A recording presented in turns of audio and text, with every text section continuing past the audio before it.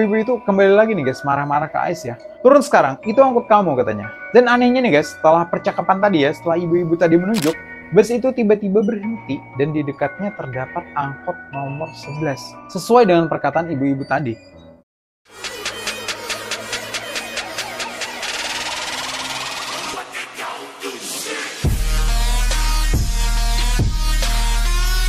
Hai, halo teman-teman, kembali lagi dengan aku di sini Mr. Han.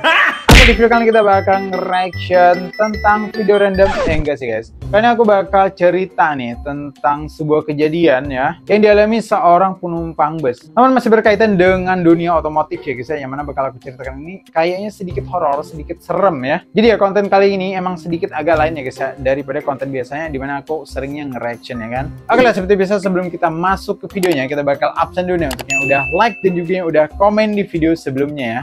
Oke, yang pertama ada saya sendiri ya, lalu ada Panda KW, lalu ada Avan, ada Raja Apa, lalu ada Raja Satset, ada Sibermeh, ada Raja Satset lagi, ada Arvin ya, lalu ada Adam, lalu ada User, ada Adgar, ada Dadan Suganda, Jenderal Hafiz, ada Adgar lagi, ada Teguh, ada Ocean Busit, ada Noval, ada Putri Ungu, ada Manusia Craft, dan masih banyak lagi, cuman aku nggak bisa sebutin satu persatu ya teman-teman ya. Oke guys, langsung sekali guys untuk masuk ke reaction videonya kan. Let's go.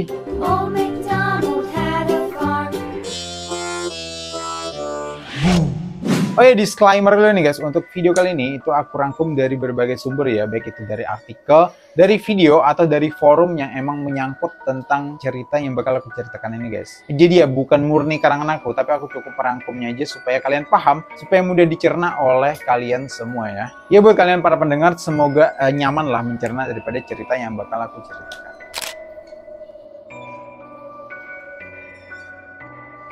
Oke, jadi bermula dari seorang gadis ya bernama Ais mengaku alami hal mistis di luar nalar saat melakukan perjalanan menggunakan bus hantu guys dari Lampung menuju Bekasi, Jawa Barat ya pada 2019 silam. Jadi ceritanya emang udah lumayan lama ya guys, cuman baru terungkap atau baru diceritakan pada sekarang-sekarang ya. Ais memulai kisah pengalaman mistis ini saat tiba di salah satu terminal bus di Lampung. Kala itu kondisi sekitar sepi ya guys ya, tidak seperti biasanya katanya. Tidak banyak orang dan tidak banyak bus yang berjajar menunggu penumpang. Ini nggak kayak biasanya nih, dimana bus kadang berjajar ya kan. Mungkin ada puluhan bus yang menunggu penumpangnya atau penumpangnya yang menunggu kedatangan busnya ya. Tapi katanya di hari itu emang beda banget dibanding hari biasanya ya. Sepi ya kan, nggak terlalu banyak orang, mungkin cuma ada beberapa bus dan ada beberapa orang yang menunggu kedatangan bus guys. Lanjut guys, Ais mengaku saat itu kebingungan ya, sebab waktu sudah malam ya. Dia kemudian berjalan mencari seseorang yang bisa ditanya ya, yang bisa digali informasinya soal keberangkatan bus malam itu. Namun secara tiba-tiba ada kondektur bus yang menghampiri Ais guys. Bekasi, Bekasi, Bekasi, mau kemana Neng? Tanya kondektur bus ke Ais. Bekasi bang, jawab Ais. Karena tujuannya memang mau ke Bekasi, jadi Ais secara spontan menjawab. Dan memang cuman bus itu yang terlihat punya tujuan ke Bekasi guys pada malam itu ya. Jadi Ais seakan-akan udah nggak punya pilihan lain lah. Jadi dia spontan aja jawab mau ke Bekasi, dan memang tujuan bus itu juga mau ke Bekasi. Waktu sudah semakin larut ya, tanpa curiga, tanpa bibu, perempuan yang saat itu masih duduk di bangku kelas 2 SMA langsung naik ke dalam bus. Ais menggambarkan bus yang ditumpangi itu terlihat seperti kendaraan tua, kumuh, dan juga kotor ya. Namun di dalamnya sesak dipenuhi penumpang. Jadi sepenglihatan Ais nih guys, dimana busnya itu katanya kumuh, ya kotor ya kan, tapi penumpangnya banyak. Seolah-olah orang pilihannya cuma bisa pakai bus itu, nggak ada bus yang lain. Dan Ais juga belum curiga ya guys ya di momen ini. Di dalam bus, saya duduk di samping ibu-ibu, kisahnya. Setelah duduk, Ais mengabari, sebut saja namanya Adi ya guys ya, selaku kekasihnya Ais, dan mengirim foto kondisi di dalam bus. Adi keheranan saat melihat bus masih kosong katanya. Padahal, menurut pandangan Ais, saat itu kondisi bus sangat ramai, dimana keadaannya sesak tadi guys. Seolah orangnya itu banyak ya, penuh sesak ya kan, tapi penglihatan Adi beda daripada penglihatannya Ais. Untuk meyakini kekasihnya, Ais kembali mengambil foto ke arah depan ya, tepatnya posisi supir dan kondektur. Lagi-lagi Adi tak melihat ada orang di dalam foto tersebut. Dalam pandangan Adi, kondisi bus yang ditumpangi Ais itu kosong melompong. Jadi penglihatannya itu nggak ada orang sama sekali katanya. Ais mengatakan saat itu ia tidak peduli dengan pendapat Adi. Dia justru menduga kekasihnya itu sedang berupaya menjahilinya alias ngeprank.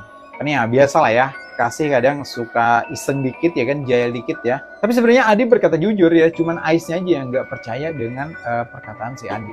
Singkat cerita guys, bus mulai berjalan ya mengikuti rute. Namun tiba-tiba sinyal HP perlahan menghilang. Baik itu internet mungkin ya, dan juga teleponnya guys. Jadi Ais tidak bisa nih berkomunikasi lewat HP saat itu. Nah, di dalam perjalanan nih guys, Ais mendengar seluruh penumpang berbicara berbahasa Jawa katanya. Dia juga sesekali katanya mengendus bau amis dari belakang bus. Namun dia berusaha berpikir positif ya. Mungkin ada orang yang mungkin bawa binatang ya, atau bawa sesuatu misalnya kayak ikan kering mungkin ya, itu bau amis tuh. Namun keanehan kembali terjadi nih guys saat bus terjebak kemacetan. Masuk seorang pedagang asongan menawarkan minuman manis ke Ais ya. Anehnya kata dia, minuman yang dijual telah lama hilang dari pasaran. Minuman kayak gitu aku nemunya pas SD atau pas sekolah dasar kata Ais. Jadi udah nggak ada lagi tuh minuman itu diproduksi waktu sekarang ya. Waktu Ais naik bus itu. Mungkin kayak frutang ya guys ya, atau ale-ale mungkin ya, itu jarang sih ada sih. Ada mungkin diproduksi cuman udah jarang ya. Ya minuman-minuman jadul gitu lah. Ais melanjutkan, ibu-ibu yang duduk di sebelahnya secara tiba-tiba mengajaknya berbicara ya, dan menawarkan gorengan tahu. Lalu Ais menerimanya ya guys ya, karena emang gimana ya, berpikir positif aja kan dengan seseorang yang memberi tahu ya. Tahu yang dimaksudnya itu makanan ya guys ya, berupa makanan, bukan memberi tahu ya, tapi memberi tahu beneran yang bisa dimakan. Lalu kembali lagi Ais menerimanya ya, lalu tahu itu saya makan katanya. Tiba-tiba saya mengantuk banget, sedikit pusing, berputar, lalu akhirnya lelap atau tertidur. Nah di sini nih hal-hal yang di luar nalar itu mulai kejadian ya.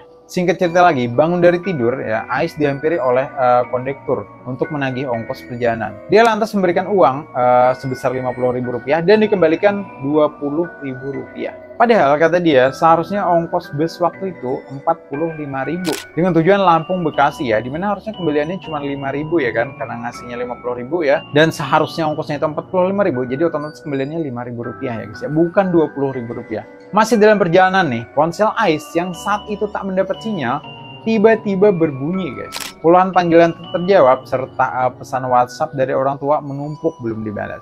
Katanya orang tua di rumah khawatir karena lamanya Ais tidak balik ke rumah. Tuh ya, kesannya itu perjalanannya udah terlalu lama ya. Jadi orang-orang di rumah Ais itu sempat khawatir. Dan benar aja guys, Ais mengaku perjalanannya saat itu terasa sangat lama. Jalan yang dilalui bus hantu tersebut juga bahkan terasa asing di penglihatannya. Tak lama kemudian, ibu-ibu yang duduk di sampingnya berdiri. Sosok yang semula baik dan lembut saat ngobrol, kini menjadi terlihat menyeramkan. Ibu itu berdiri dan marah-marah sambil nunjuk-nunjuk saya. Kamu mau turun di mana? Tanya ibu ke Ais. Di terminal bu, jawab Ais secara spontan. Terus ibu-ibu itu nanya lagi guys, mau naik apa? Kamu dijemput atau enggak? Naik angkut nomor 11 bu, Ais kembali menjawab. Dan ibu-ibu itu kembali lagi nih guys, marah-marah ke Ais ya. Turun sekarang, itu angkut kamu katanya. Dan anehnya nih guys, setelah percakapan tadi ya, setelah ibu-ibu tadi menunjuk, bus itu tiba-tiba berhenti dan di dekatnya terdapat angkot nomor 11. Sesuai dengan perkataan ibu-ibu tadi. Ya udah, karena saya lihat angkot itu, saya turun dong. Pas saya lihat ke belakang dari dalam angkot, busnya udah nggak ada kata Ais. Jadi ya baru turun di bus nih guys, terus pindah ke angkot ya kan. Pas lihat ke belakang, ternyata busnya udah nggak ada. Gimana hal kayak gitu nggak masuk akal banget ya? Nggak mungkin dong bus secepat itu bisa menghilang.